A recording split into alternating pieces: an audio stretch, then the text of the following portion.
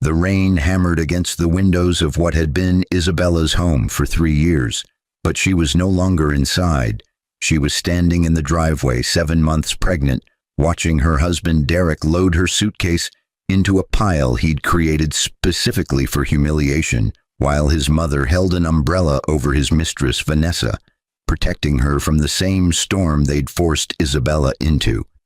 The baby shower had ended 90 minutes ago, but the guests remained frozen inside, their phones recording everything as Derek announced that he was divorcing his pregnant wife because she brought nothing to the marriage, his words slicing through the air like the lightning that cracked overhead. What he meant was that Isabella had no visible income, no apparent career, and no family money that he could access. But what he didn't know was that his wife had been operating under her maiden name in business circles, that the Castellano, who sat on the board of directors for Meridian Global Industries, was the same woman now soaked to the skin in his driveway, and that the company he'd been courting for 6 months to sign an $80 billion deal answered directly to the woman he was discarding like garbage. Isabella's late father had been a janitor, and her mother had cleaned houses to put her community college daughter through school. But her grandfather, a man Derek had never bothered to ask about, had been one of the founding partners of the technology conglomerate that now held Derek's entire professional future in its hands. The divorce papers Derek had presented during the baby shower cake cutting were legitimate, but the prenuptial agreement he'd insisted she sign 3 years ago had a clause he'd never read carefully. All assets acquired during the marriage through inheritance remained separate property, which meant the $2.3 billion in stock options Isabella had received after her grandfather's death belonged entirely to her. As his mother's laughter echoed across the lawn and Vanessa posed for selfies in Isabella's bedroom window, Isabella made a decision that would answer the question every betrayed person eventually faces. When you have the power to destroy those who destroyed you, do you use it, or do you build something better and let their own choices consume them? Derek would receive a call in 72 hours that would change everything, but the real devastation wouldn't come from losing the deal. It would come from discovering that the wife he'd mocked for being just a housewife had been supporting his lifestyle for years, and that every executive who'd shaken his hand had been reporting back to her. The pastel pink balloons Isabella had spent 3 hours arranging that morning now seemed to mock her as she stood beside the gift table, her hands instinctively protective over her swollen belly. The baby shower had been perfect, exactly as she'd planned it, but perfection had shattered the moment Derek walked through the door with Vanessa clinging to his arm like a designer accessory. Isabella had noticed the guests' whispers first, then the way her mother-in-law Patricia's face had twisted into something resembling triumph, and finally the folder Derek carried, crisp, white, official, that he'd placed directly on top of the cake she'd ordered from the bakery where they'd gotten their wedding cake 3 years ago.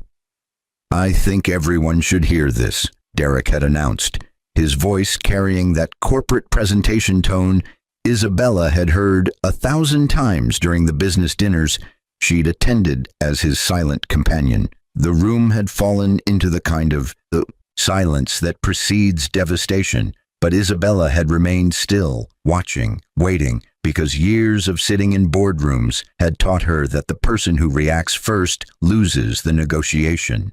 "I'm filing for divorce today, right now. Isabella brought nothing to this marriage, and I'm done pretending otherwise." The guests had gasped. Some had even grabbed their phones to capture the moment. But what struck Isabella most was the rehearsed quality of Derek's speech, as if he'd practiced these words in the mirror, perfecting his delivery. Vanessa had smiled then, a slow, satisfied expression that revealed this wasn't spontaneous cruelty but calculated destruction, and Patricia had actually started clapping, her jewelry clinking with each collision of her palms. The sound had been obscene against the backdrop of baby shower decorations and unopened gifts meant for a child who would now grow up in a broken home. "Sign them," Derek had commanded, sliding the divorce papers across the table, and Isabella had looked down at the documents that legally ended her marriage, in the same moment she was supposed to be celebrating new beginnings. She'd thought about the irony, how she'd signed the merger documents for Morrison Tech just yesterday under her maiden name, how Derek had been sending her company emails begging for a meeting, how the signature he wanted now would be worthless compared to the one he actually needed but would never receive. Instead of signing, she'd looked up at him, really looked at him, and for the first time in 3 years, she'd seen him clearly, a man so obsessed with appearances that he'd married a woman he never bothered to know. "Where am I supposed to go?" she'd asked quietly, and the question hadn't been about logistics. She owned 4 properties across the state, none of which Derek knew about, but about testing whether any shred of humanity remained in the man she'd once loved. "That's not my problem anymore," Derek had replied, and Patricia had laughed, actually laughed, as if watching a pregnant woman being cast out was entertainment rather than cruelty. "Vanessa's moving in tonight. We've already cleared out your closet." The guests had started leaving then, some pausing to whisper apologies Isabella didn't want, others simply fleeing the discomfort of witnessing someone else's destruction. But a few had stayed. Her cousin Maria, her college roommate Jennifer, her former professor Dr. Chen, who'd introduced her to her grandfather's business partner all those years ago, and their presence had reminded Isabella of something crucial. She'd built a life beyond this marriage, had cultivated relationships Derek knew nothing about, had created a professional identity so separate from Mrs. Morrison that her own husband had been negotiating with her for months without recognizing her voice on conference calls. "Pack a bag," Derek had said, gesturing toward the stairs. "Actually, I already packed for you. Your suitcase is by the door."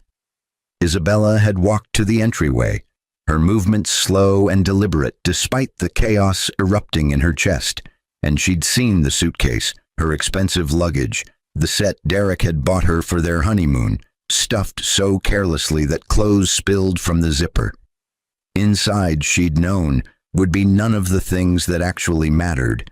Not her grandfather's watch, not her mother's rosary, not the flash drive containing every business document she'd ever signed. Those items lived in her office downtown, in the building Derek had driven past 100 times without realizing his wife's name was on the deed. "Take it and go," Derek had commanded, and when Isabella had reached for the handle, he'd grabbed the suitcase himself, yanked open the front door, and thrown it into the driveway where rain had been falling steadily for the past hour. The suitcase had burst open on impact, her clothes spreading across the wet concrete like casualties of war, and that image, her possessions drowning in puddles while her husband's mistress laughed from the window, would become the last memory she'd have of the home she'd actually been paying the mortgage on for 18 months. Isabella stood in the rain, but her mind had traveled back 18 months, to the day everything changed, the day her grandfather Matteo Castellano had died and left her an empire Derek would never understand. She remembered sitting in the attorney's office, 7 weeks pregnant though she didn't know it yet, listening to the executor read terms that transformed her from a woman playing housewife into one of the most powerful technology investors in the country.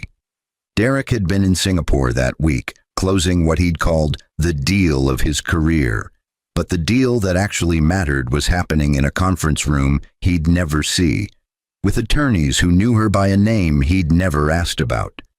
"Your grandfather was very specific in his instructions," the attorney had explained, sliding documents across the mahogany table.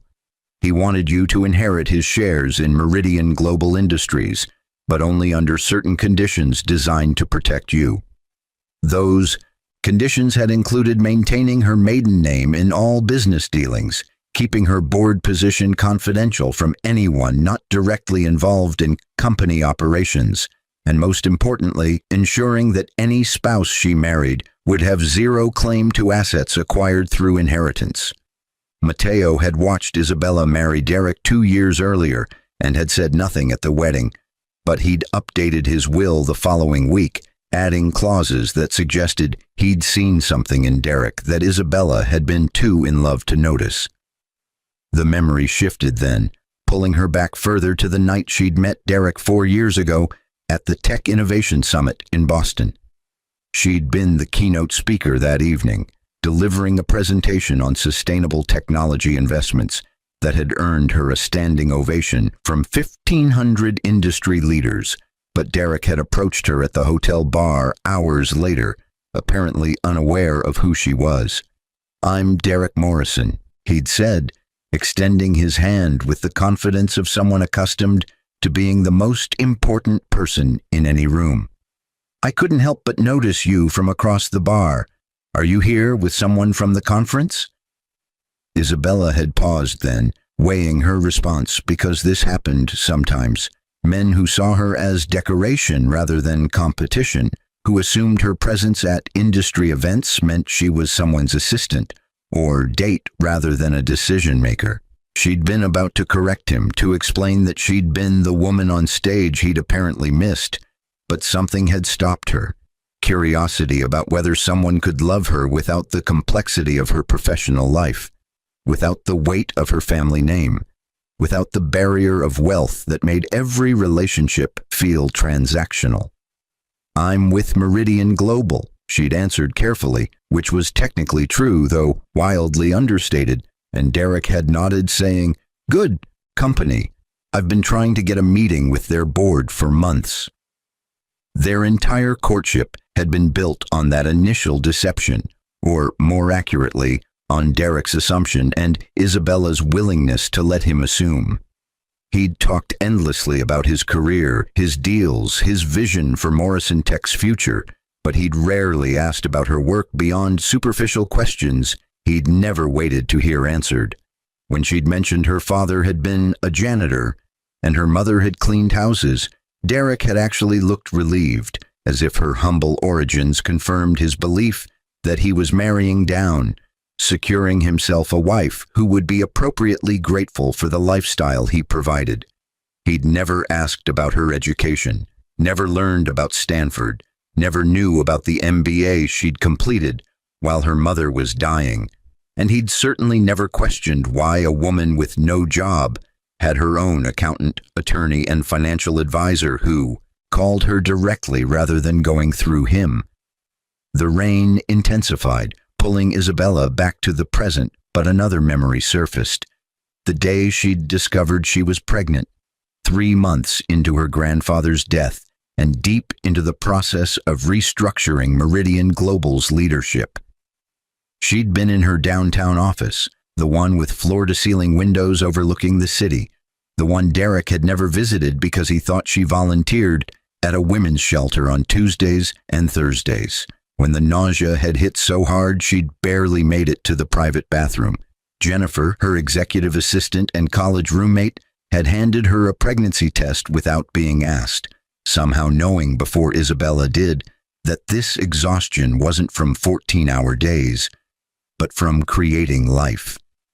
"Does Derek know?" Jennifer had asked after the test confirmed what they'd both suspected, and Isabella had shaken her head, thinking about how to tell her husband she was carrying his child while simultaneously managing a $12 billion technology portfolio he knew nothing about.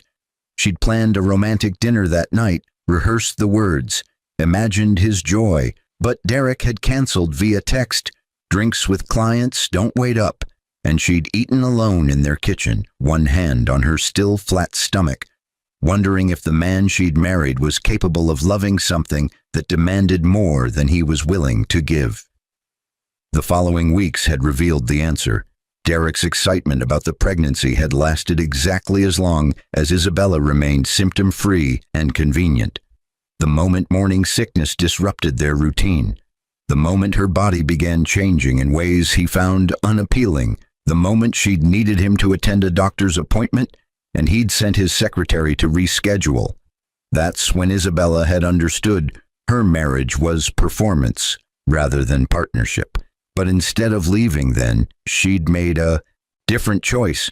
She'd doubled down on her work, expanding Meridian Global's reach while Derek was traveling, building an empire that would ensure her daughter, she'd learned the gender at 16 weeks, would never depend on a man the way Isabella had foolishly depended on Derek. The restructuring had been brilliant, even her board had admitted it. Isabella had identified 3 failing companies with revolutionary technology but poor management, had orchestrated acquisitions that everyone else thought were overpriced, and had installed leadership teams that transformed those companies into industry dominators within months. One of those companies had technology Derek's Morrison Tech desperately needed, a proprietary encryption system that would make or break his $80 billion merger with Global Tech Industries. But Derek had been so focused on courting Castellano through formal channels that he'd never noticed his wife took conference calls in Spanish, the language her grandfather had insisted she master, the language she used to negotiate deals Derek would never comprehend. "Mrs. Morrison?" A voice cut through the rain and the memories. Isabella turned to see Patricia standing on the porch, umbrella extended over Vanessa, who was now wearing Isabella's silk bathrobe, the one Isabella's mother had embroidered with her initials during the last months of her life. "Are you still here? Derek wants you off the property before the neighbors start talking." Isabella looked at her mother-in-law, this woman who'd laughed while her pregnant daughter-in-law was cast into a storm, and felt something shift inside her chest, something that wasn't anger or even hurt, but clarity. "Tell Derek," she said quietly, her voice steady despite the rain soaking through her dress, "that I'll be gone in 60 seconds. But tell him also to check his email Monday morning. Tell him the Morrison Tech deal he's been celebrating prematurely requires one final signature, and tell him that signature comes from someone he should have treated better." Patricia's face twisted in confusion, but Vanessa leaned forward, interested now. "What does that mean?" "What signature?" Isabella smiled then, a small, sad expression that held 3 years of silence and 18 months of secret empire building. "It means," she said softly, pulling out her phone and typing a message to her executive team, "that consequences are a patient teacher and some lessons cost everything." She pressed send on the email that would initiate Phase 1 of the Morrison Tech contract review, then turned away from the house, from the life she'd built on a foundation of deception, Derek's and her own, and walked toward the black car that had just pulled up to the curb, the car with Meridian Global Industries discreetly embossed on the door panel. Maria, her cousin and company VP, stepped out with an umbrella, but Isabella waved it away, letting the rain wash over her like a baptism, like the physical manifestation of everything she was shedding. The pretense, the smallness, the version of herself that had believed love required hiding. Derek Morrison had never felt more powerful than he did Saturday night. Watching Vanessa arrange her designer clothes in the closet Isabella had vacated just hours earlier. The baby shower destruction had been perfect, better than he'd imagined when he and Vanessa had planned it over martinis 3 weeks ago, and the video Patricia had posted was already viral on social media, racking up views from people who didn't know the full story but loved watching someone else's drama unfold. "You were incredible today," Vanessa purred, wrapping her arms around him from behind. "The way you just took control, didn't let her manipulate you with tears or that pregnancy act. You're finally free." Derek nodded, pulling up his email to check the message he'd been waiting for, the confirmation from Meridian Global Industries that the contract signatures were processed and the $80 billion merger with Global Tech was officially approved. The deal had consumed 2 years of his life, had required him to mortgage everything he owned to keep Morrison Tech operational while negotiations dragged on. But it was worth it because this deal would make him a billionaire, would put him on magazine covers, would prove to everyone who'd ever doubted him that he was destined for greatness.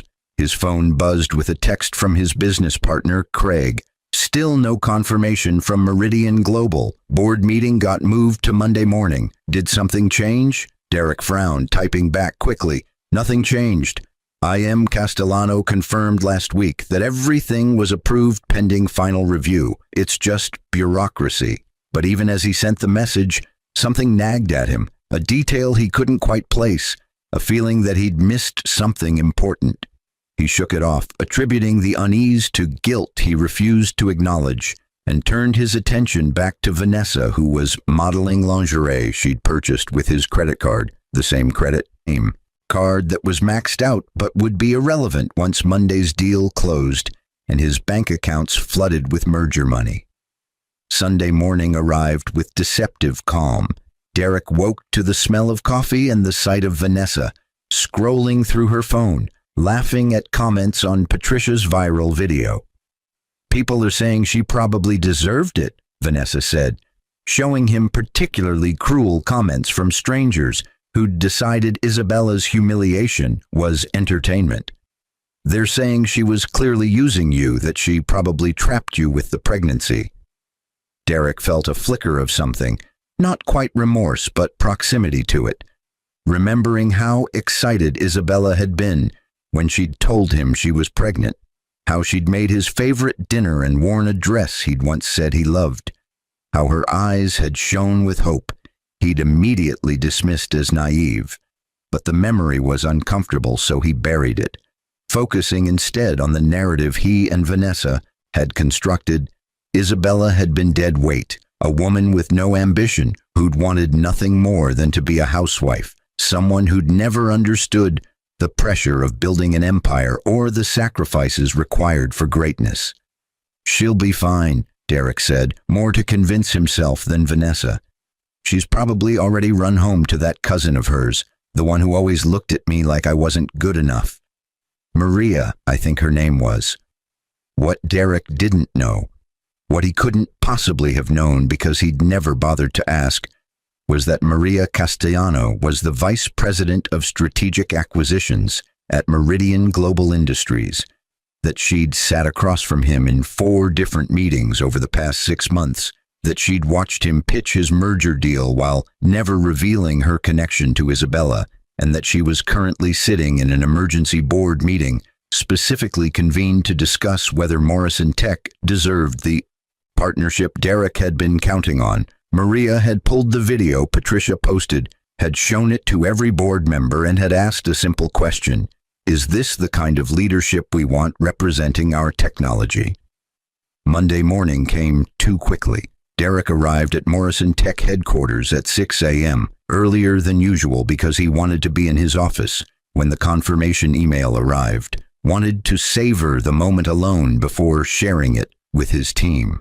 He checked his inbox obsessively, 6:15, 6:30, 6:45, but the message didn't come, and by 7 o'clock when Craig arrived, Derek's confidence had begun fracturing into something that resembled panic.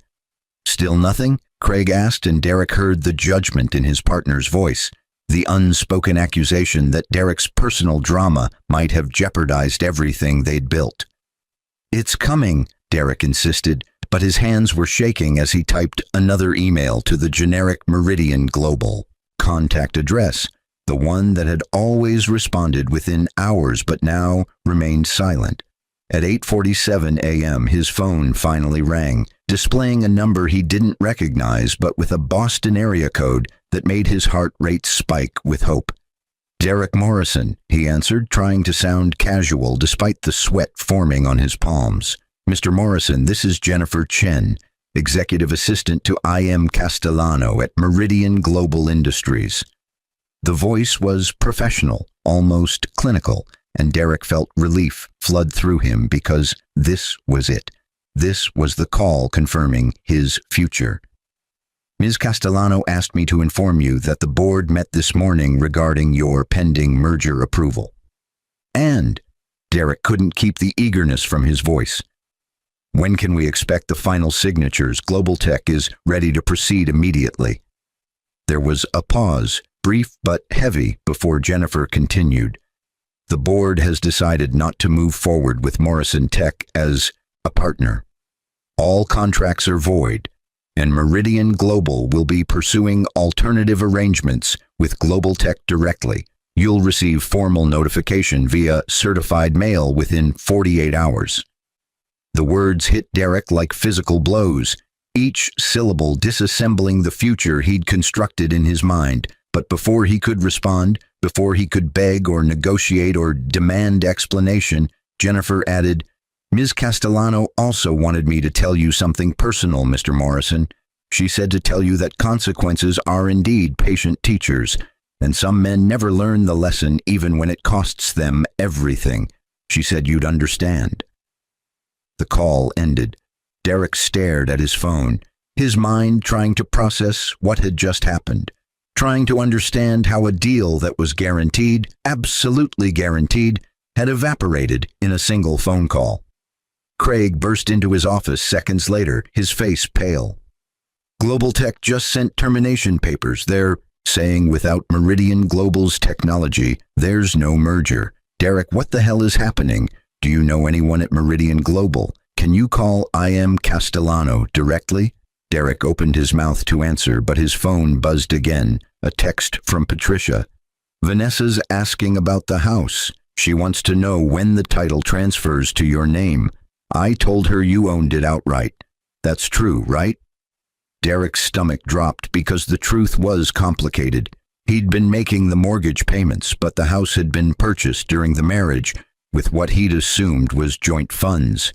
And the prenup he'd forced Isabella to sign had been very specific about asset division, though he'd never actually read the sections his attorney had marked as favorable to client.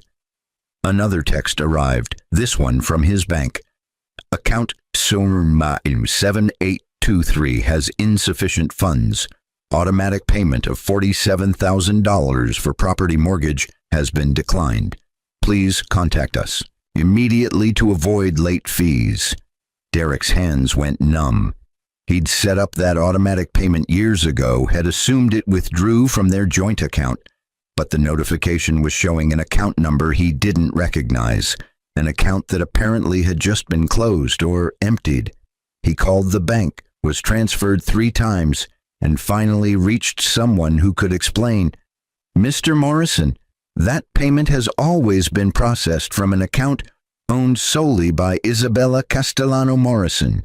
The account was closed Friday evening, and the funds were transferred to accounts we're not authorized to disclose." The name hit him like ice water. Castellano, not Morrison. Isabella Castellano Morrison. He'd never paid attention to her full legal name, had never asked why she'd kept her maiden name on certain documents, had never wondered why mails sometimes arrived addressed to I. Castellano at their home address. His computer was still open to his email, and with shaking hands he pulled up every message he'd ever received from Meridian Global Industries, searching for the signature he'd seen dozens of times. "I am Castellano, board director. I am Castellano, Isabella M. Castellano," his wife, his pregnant wife. The woman he'd divorced at her own baby shower. The woman whose suitcase he'd thrown in the rain while his mother laughed. The woman who controlled the signature that could have made him a billionaire but had instead chosen to let his own arrogance destroy him. 3 days after the phone call that destroyed his empire, Derek sat in what had been his home office, surrounded by boxes he couldn't afford to move and foreclosure notices he couldn't bear to read. The house he'd thrown Isabella out of with such confidence, had never been his at all, a fact his attorney had confirmed with barely concealed disgust after reviewing the actual property deed. Isabella had purchased it 18 months ago under her maiden name, had been paying the mortgage from accounts Derek never knew existed, and had every legal right to reclaim it immediately, though her attorney had generously offered him 30 days to vacate. 30 days Derek suspected was less about kindness and more about ensuring he had time to fully comprehend his mistake. Vanessa had left on Tuesday, exactly 48 hours after the merger collapsed, her departure timed with the precision of someone who'd been planning her exit the moment she'd realized Derek's wealth was fiction rather than fact. She'd taken the jewelry he'd bought her, purchased on credit cards he couldn't pay, and she'd left a note that somehow hurt more than anything Isabella had said or done. "You told me you were successful. You told me she was the problem. You lied about everything." The irony wasn't lost on Derek. He'd divorced his wife for bringing nothing to the marriage, only to discover his mistress had stayed with him for exactly what he'd accused Isabella of lacking: money and status.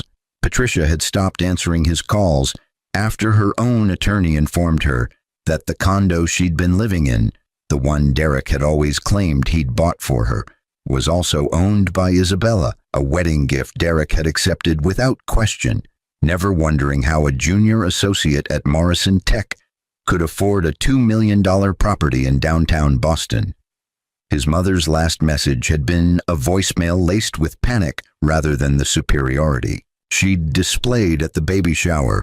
"Derek, they're saying I have to leave by the end of the month. They're saying this was never yours to give me. What did you do? What did that girl do to us?" The fact that Patricia still referred to Isabella as "that girl," while simultaneously losing her home to her, would have been amusing if Derek had any capacity left for humor. Craig had officially dissolved their partnership on Wednesday, releasing a statement that positioned himself as the victim of Derek's personal decisions that compromised business integrity. And by Thursday morning, Morrison Tech had filed for bankruptcy with Craig, retaining the company name, while Derek walked away with nothing but debt and humiliation. The trades had covered it extensively.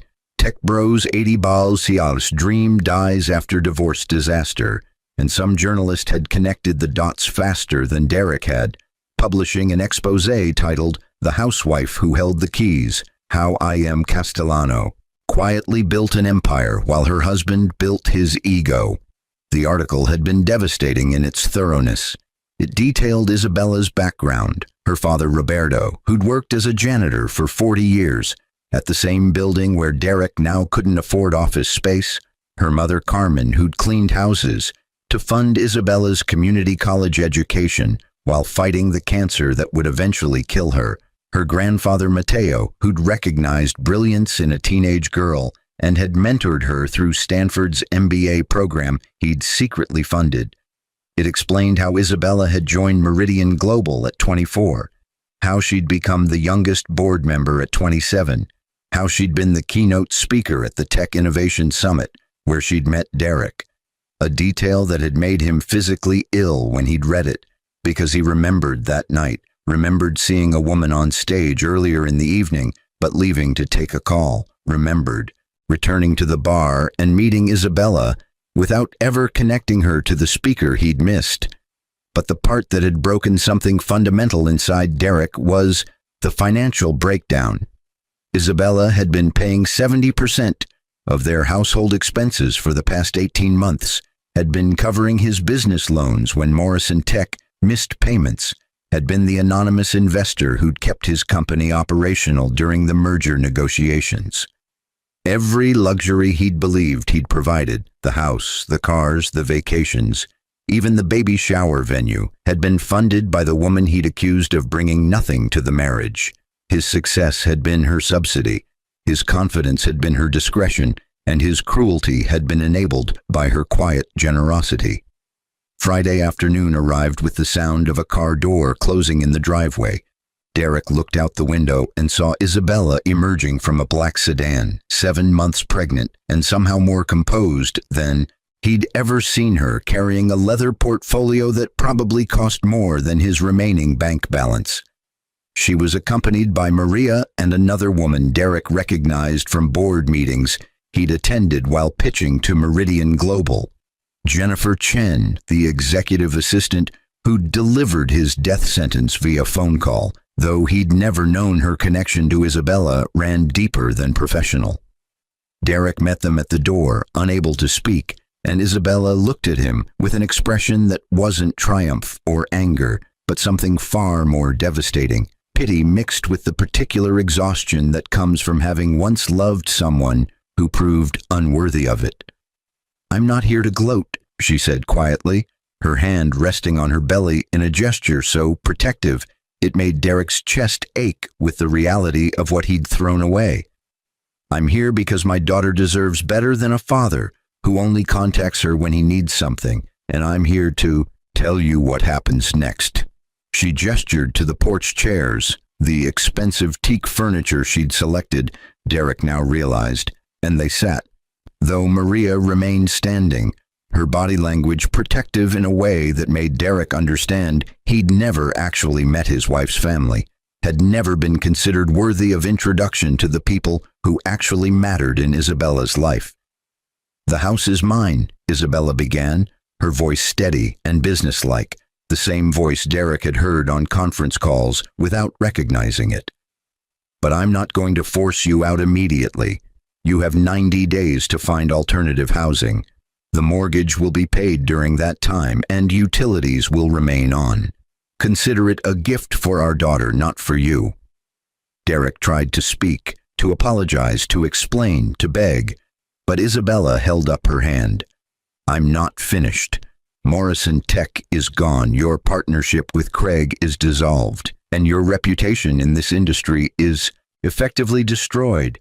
Those are consequences of your choices, and I won't apologize for protecting my company from someone who treats people the way you treated me." She paused, and something flickered across her face. Not satisfaction, but the kind of sadness that comes from watching someone destroy themselves. "But I'm also not going to pursue you for the money you owe me. The loans I covered, the expenses I paid, the investments I made in your company, consider them written off. Not because you deserve forgiveness, but because my daughter deserves a father who isn't drowning in debt so deep he can't function." Jennifer handed Isabella a document, and she slid it across the table to Derek. "This is a custody agreement my attorney prepared. You'll have rights to see your daughter when she's born, supervised at first, until you demonstrate stability, but I expect you to be present in her life in meaningful ways. She didn't choose her parents, and she shouldn't suffer because we failed each other." The words hit Derek with unexpected force because Isabella wasn't wrong. They had failed each other, though the balance of that failure was so dramatically skewed that Derek couldn't comprehend how she was sitting here offering him anything at all. "Why?" he managed to ask, his voice barely audible. "Why are you being kind after what I did?" Isabella was quiet for a long moment, her gaze distant, and when she finally spoke, her words carried the weight of 3 years of silence and 18 months of secret empire building. "Because my father spent 40 years cleaning office buildings where men like you worked, and he never let their treatment of him change who he was. Because my mother cleaned houses for people who wouldn't invite her to sit at their tables, and she never let their prejudice make her bitter. Because my grandfather built an empire and taught me that real power isn't about crushing people. It's about building something so solid that other people's cruelty can't touch it." She stood then, one hand supporting her lower back, in a gesture that reminded Derek she was carrying his child, carrying the weight of pregnancy alone, because he'd chosen cruelty over character. "I'm not being kind, Derek. I'm being the person my parents raised me to be, and I'm showing my daughter that we don't have to become what hurts us." She walked back to the car, Maria and Jennifer flanking her like guards protecting something precious, and Derek remained frozen on the porch, watching the only woman who'd ever truly loved him drive away for the last time. His phone buzzed. Another creditor, another overdue notice, another reminder that his empire had been built on sand. But Derek couldn't look away from the disappearing car, couldn't stop thinking about the baby shower video that had gone viral for all the wrong reasons, couldn't escape the truth that the greatest mistake of his life hadn't been losing the $80 billion deal, but losing the woman who would have signed it if he'd simply treated her like she mattered. Inside the house, amid boxes of a life he could no longer afford, Derek finally opened the portfolio Isabella had left behind. Inside were 3 things: a copy of the custody agreement, a check for $50,000 with a note that said, "For immediate expenses, your daughter deserves a father who can afford to see her," and a photograph from their wedding day. Before everything had broken, when Isabella had looked at him like he was her whole world, and he'd been too blind to see that he was holding the sun and calling it ordinary.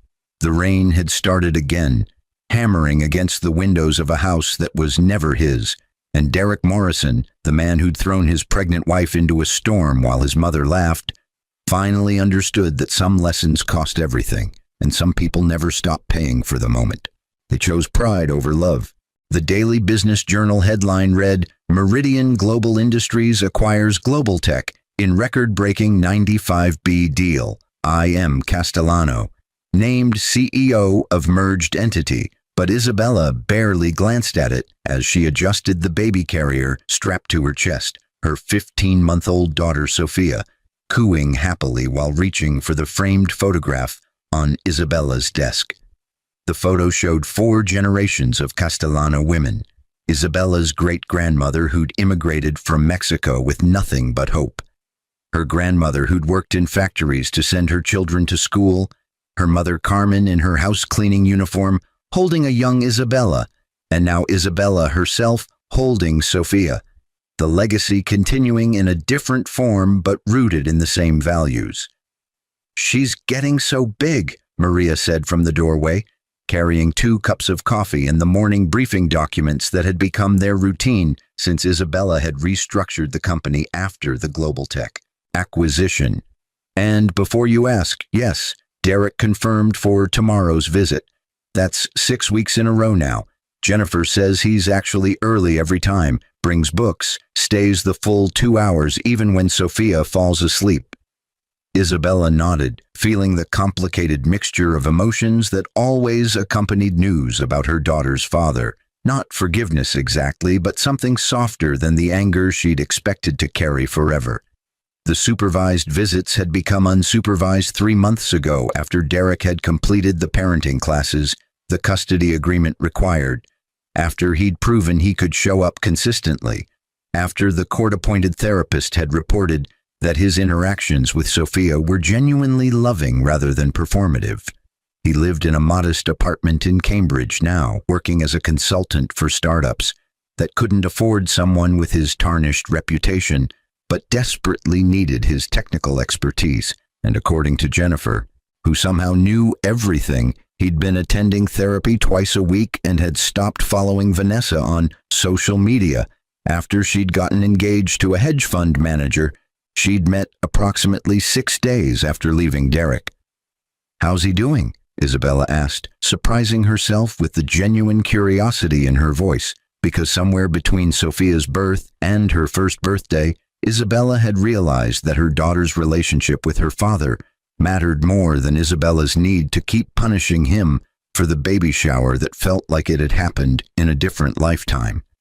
Maria pulled out her phone, scrolling to something she'd apparently been waiting to share. "Jennifer sent me this yesterday, said you should see it." The image showed Derek at what appeared to be a community center, teaching a coding class to teenagers, his expression patient as he helped a young girl debug her program. He's been volunteering there for 8 months, teaching kids from low-income families basic programming skills, doesn't charge anything, doesn't publicize it, just shows up every Saturday afternoon. Isabella stared at the photo, remembering the man who'd thrown her suitcase in the rain, and trying to reconcile that Derek with this one who was apparently spending his weekends giving back to communities like the one Isabella's parents had struggled in. People could change, she'd learned. Not always, not easily, but sometimes the complete destruction of everything they thought they were created space for something better to emerge. "Does he know you're showing me this?" she asked. "Jennifer says he'd be mortified if he knew we were watching," Maria replied, and something in her tone suggested she'd moved from protective fury to cautious respect, which meant Derek must have been consistent in his transformation for her cousin to soften even slightly. But she also said you should know that when Sophia grabbed his finger last week and said "Dada" for the first time, he cried, like actually cried, told Jennifer afterward that he didn't deserve it, but he was going to spend the rest of his life trying to. Sophia chose that moment to grab at Isabella's necklace, the one with her mother's cross and her grandfather's wedding ring she'd had redesigned into a single piece, and Isabella caught her daughter's tiny hand, kissing the fingers that carried Derek's eyes but her own stubborn determination. She thought about her father Roberto, who'd cleaned offices where executives barely acknowledged his existence, but who'd come home every night and read to Isabella in Spanish, teaching her that a person's worth had nothing to do with their job title. She thought about her mother Carmen, who'd scrubbed toilets in houses where people hid their valuables before she arrived, but who'd never stolen anything except time, staying late after her cleaning shifts to use her employer's internet so Isabella could research college scholarships. "Set up a meeting," Isabella said finally, and Maria's eyebrows rose in surprise. "Not about Sophia, about the tech literacy program he's running. Meridian Global has education initiative funding that's supposed to go toward exactly that kind of community work, and if he's doing it properly, if it's actually helping kids who need it, then maybe we should be supporting it officially." "Are you sure?" Maria asked carefully, because they both knew this crossed a line they'd maintained for 18 months, the line between co-parenting and actual interaction, between tolerating Derek's existence and actively engaging with the person he was apparently becoming. "You don't owe him anything, Isabella, not after what he did." Isabella looked down at Sophia, who was trying to grab the sunlight streaming through the office windows, her laughter pure and uncomplicated, in the way only children's can be. "I don't owe him anything," she agreed quietly, "but I owe my daughter a father who's actually trying to be better, and I owe those kids in his program a chance at opportunities my parents had to fight for. This isn't about Derek, it's about the kind of world I want Sophia to grow up in, one where people can fail catastrophically and still find their way back to decency if they're willing to do the work." Maria nodded slowly, understanding in a way only family could. "Your mother would be proud of you, you know. Not for the billions or the CEO title or any of that. For this. For choosing grace when you had every right to choose vengeance." "My mother," Isabella said, her voice catching slightly, "would remind me that vengeance is a luxury poor people can't afford, but grace is a gift anyone can give. She'd say I'm not doing Derek a favor, I'm doing myself one, because carrying hatred is exhausting and I have a company to run and a daughter to raise." She glanced at the Boston Business Journal article again, at the photo of herself accepting the CEO position, and realized that the woman in that picture looked nothing like the pregnant wife who'd stood in the rain 18 months ago. That woman had been powerful but hidden, strong but performing weakness, successful but pretending otherwise. This woman, the one holding her daughter while running a $90 billion enterprise, had stopped hiding, had stopped shrinking, had stopped believing she needed to be less so that others could feel like more. Her phone buzzed with a message from Jennifer. "Derek's here for tomorrow's visit. Brought a book about a Mexican-American astronaut. Said he wanted Sophia to know about people who look like her family doing extraordinary things. Thought you should know he's actually listening when you talk about representation mattering." Isabella smiled despite herself, because the Derek she'd married would never have thought about representation or paid attention to her comments about wanting Sophia to see herself reflected in the stories she grew up with. That Derek had been too busy performing success to notice what actually mattered. "Tell Derek the meeting is scheduled for next Tuesday," Isabella said to Maria, making the decision in real time the way she'd learned to do in boardrooms where hesitation was interpreted as weakness. "And tell him to bring actual data on the program outcomes, attendance rates, skill development metrics, college acceptance numbers if he's tracking them. If Meridian Global is going to invest, I want to know we're funding something that works, not just something that makes him feel better about his past." Maria grinned, already typing the message. "You know this is going to confuse him, right? You being professional with him after everything?" "Good," Isabella replied, adjusting Sophia's carrier as she stood to walk to the floor-to-ceiling windows that overlooked Boston Harbor, the same view her grandfather had showed her when she'd first joined the company board. Confusion is a teacher, too. Maybe he'll learn that people are more complicated than the roles he assigned them, that his ex-wife can be both the woman he wronged and a professional who evaluates programs on merit, that growth means holding multiple truths at once. She paused, watching boats cut through the water below, thinking about her father who'd crossed similar waters with dreams bigger than his bank account, about her mother who'd believed education was the inheritance that mattered most, about her grandfather who'd seen potential in a janitor's daughter when everyone else saw limitations. "What do you think happens now?" Maria asked, moving to stand beside her, both of them reflected in the glass, two Castellano women who'd taken different paths to the same place of power and purpose. "I mean, with Derek, do you think he actually changes permanently, or is this just performance until he rebuilds his reputation?" Isabella considered the question honestly, because she'd asked herself the same thing during sleepless nights, when Sophia was teething and Isabella was alone with thoughts she usually kept too busy to acknowledge.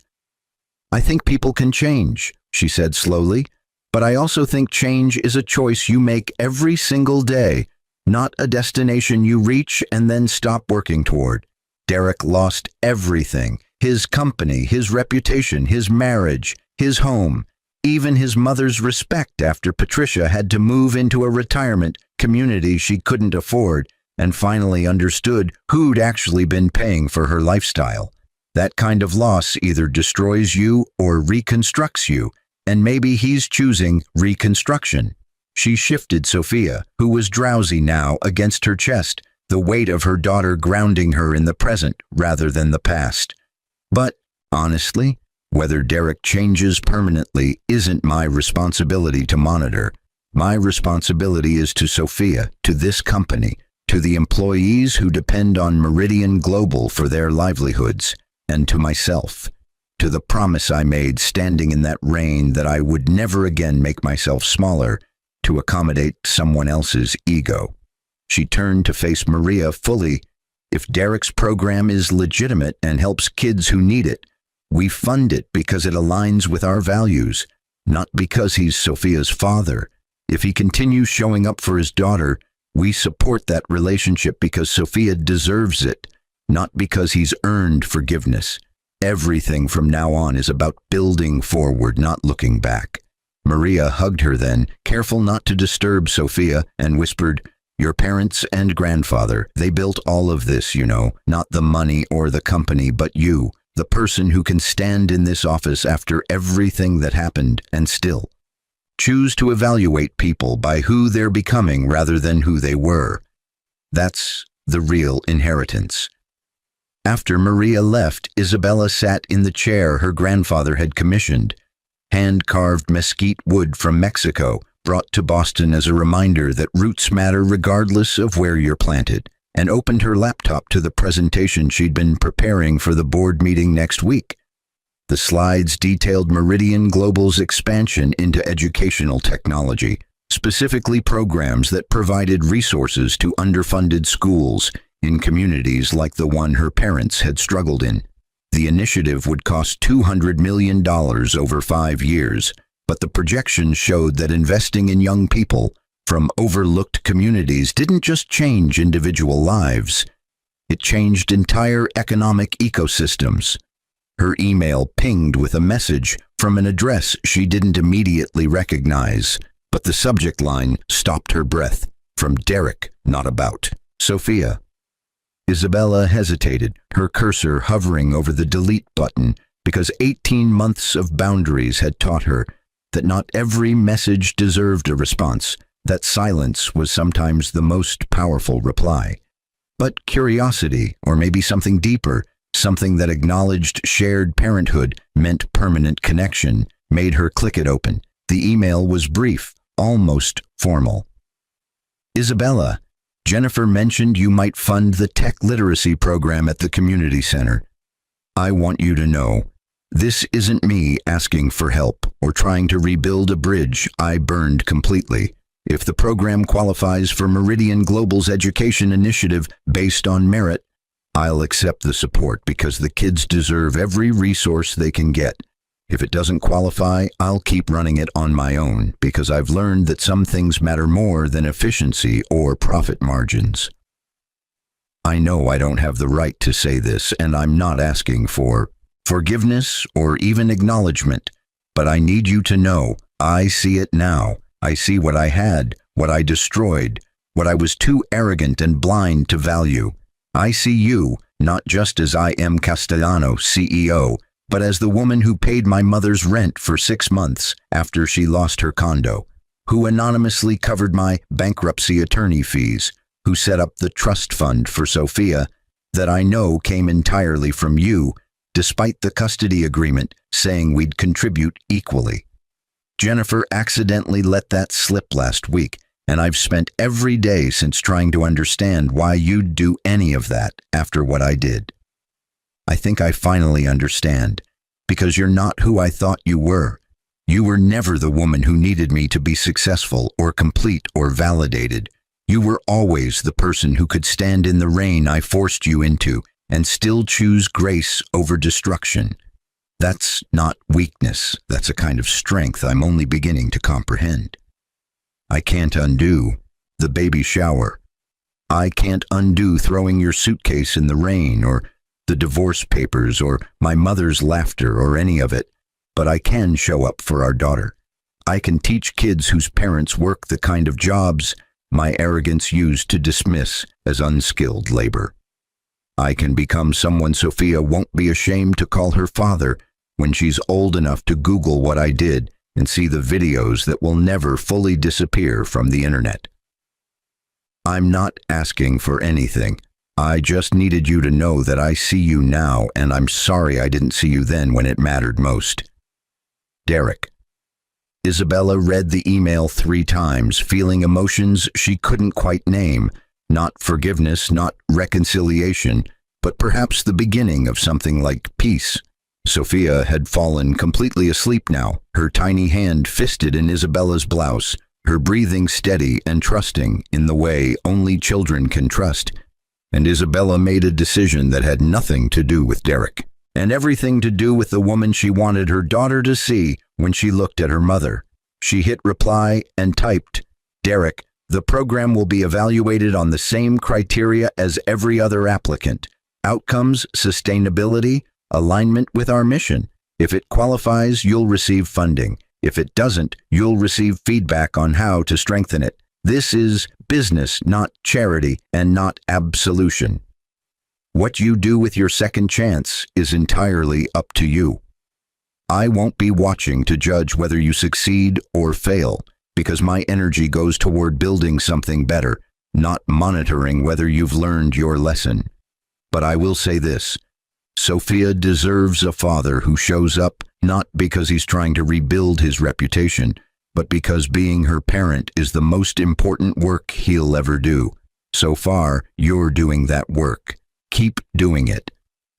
As for what I've done to help you stay financially stable, that wasn't for you. That was for the kids in your program who need a teacher who can focus on them rather than his own survival, and for Sophia, who deserves a father who isn't so broken by consequences that he can't function.